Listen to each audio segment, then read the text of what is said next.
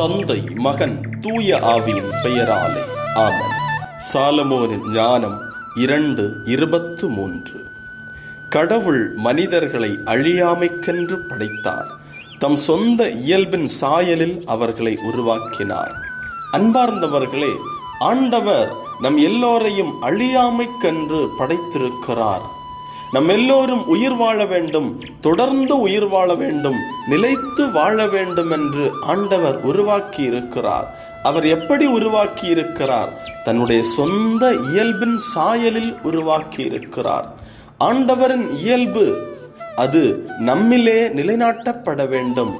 ஆண்டவரின் இயல்பில் படைக்கப்பட்ட நாம் எல்லோரும் ஆண்டவருடைய அதே பரிசுத்தமான இயல்பிலே, ஆண்டவரின் அன்பின் இயல்பிலே தொடர்ந்து நிலைத்திருக்க வேண்டும். அதுதான் ஆண்டவரை போன்று ஆண்டவரால் அழியாமைக்கென்று படைக்கப்பட்ட நம்முடைய வாழ்வு ஆசீர்வாதமாக இருப்பதை குறிக்கும்.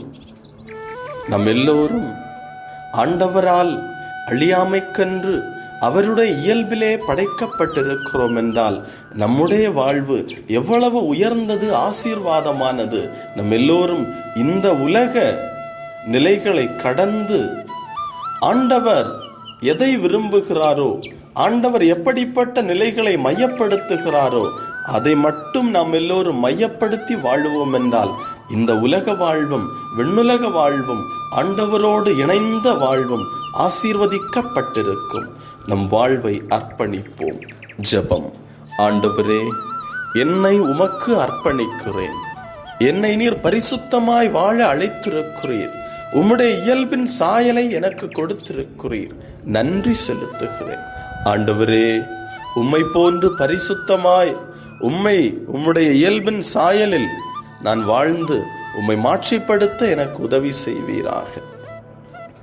என் வாழ்வை உமக்கு அர்ப்பணிக்கிறேன். ஆமென்.